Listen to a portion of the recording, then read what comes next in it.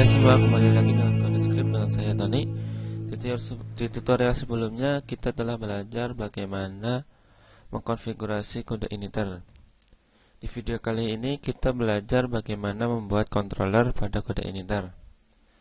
Seperti yang sudah dijelaskan sebelumnya, controller pada kode initer itu disimpan pada folder controllers, application controllers.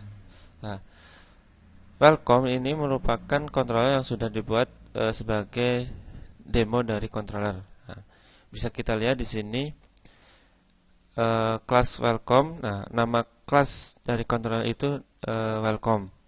Kemudian merupakan turunan dari CI controller. Nah, pada kode initer, nama kelas controller itu harus merupakan turunan dari kelas CI controller.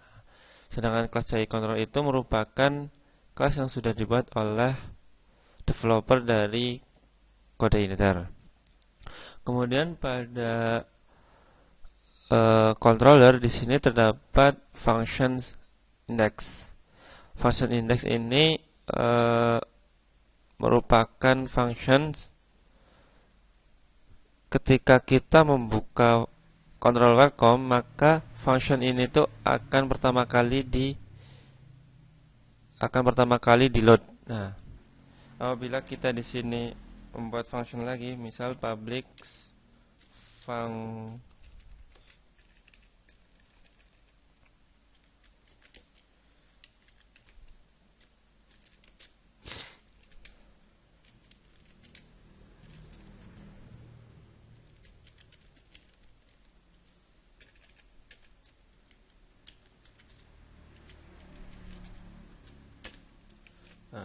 apabila kita di sini membuat function coba, maka saat kita di sini mengetikkannya itu harus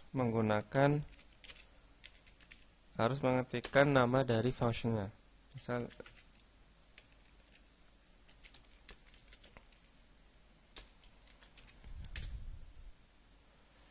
di sini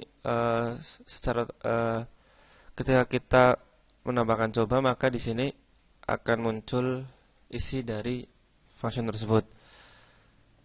Sedangkan kalau function index, kita tanpa mengetikkan nama dari functionnya.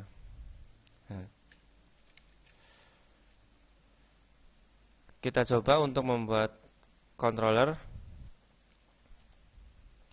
new file, misal membuat controller users.php.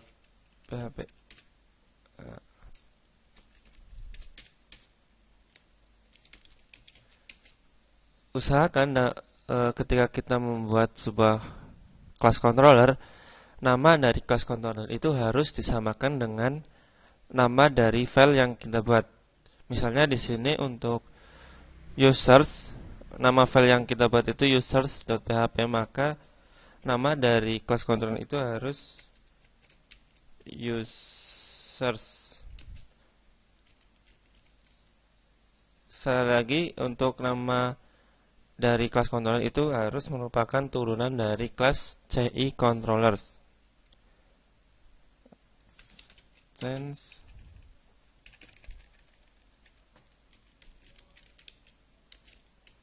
CI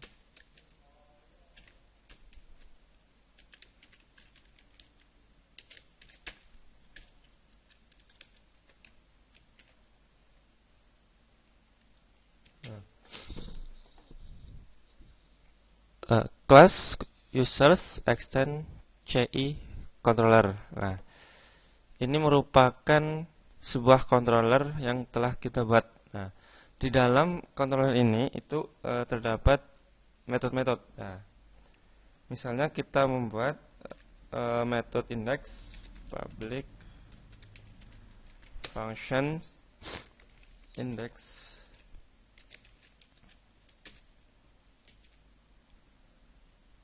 Kita tuliskan di sini echo controllers users.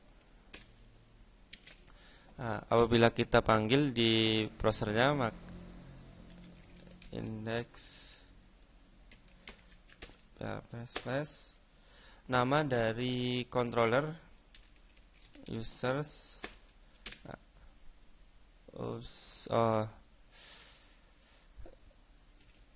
index. Nah, maka di sini akan muncul sesuai dari yang kita tuliskan di function index dari controller users. Kemudian selanjutnya kita buat misalnya di sini function login. Nah, pada function login kita tambahkan sebuah parameter misalnya username dan password.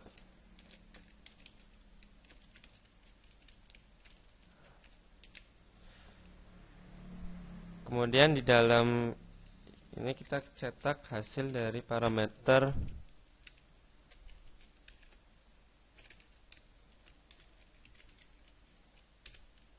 username. Bisa kita lihat di sini. Kita hapus dulu yang password. Kita gunakan untuk parameter username dulu. Maka di sini tuh kita ketikkan controller user, kemudian function login. Setelah function login, parameter dari username di sini. Maksudnya di sini tuh kita ketikkan misalnya kode script. Nah, kode script ini merupakan parameter yang terdapat pada function login. Kemudian di function login ini kita cetak hasil dari parameternya. Nah, apabila kita di sini menambahkan lebih dari satu parameter, misalnya di sini password, nah, maka ketika di sini tuh kita ketikkan password. Kita cetak dulu di sini.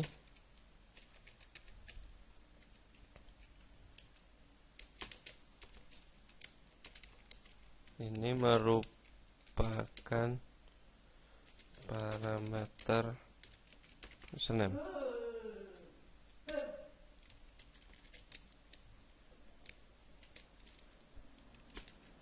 Password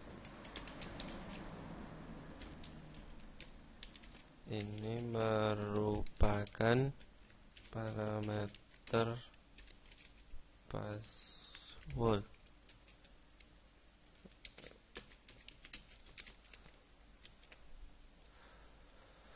Bisa kita lihat pada websitenya.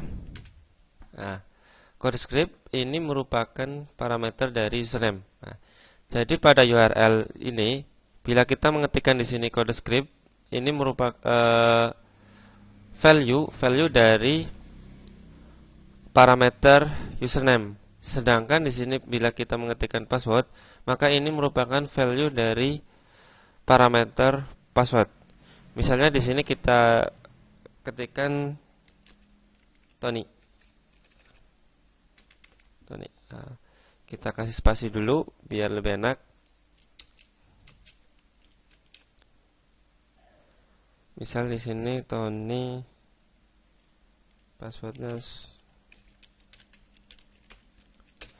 Nah, maka hasil dari value dari parameter password maka akan tercetak di sini. Kemudian value dari parameter parameter username itu akan tercetak di sini. Untuk password itu akan tercetak di sini. Demikian di video kali ini mengenai controller, mengenai cara membuat controller untuk mengenai cara membuat controller. Nah, di video nanti kita di sini akan menghilangkan indeks pada URL ketika kita memanggil sebuah controller.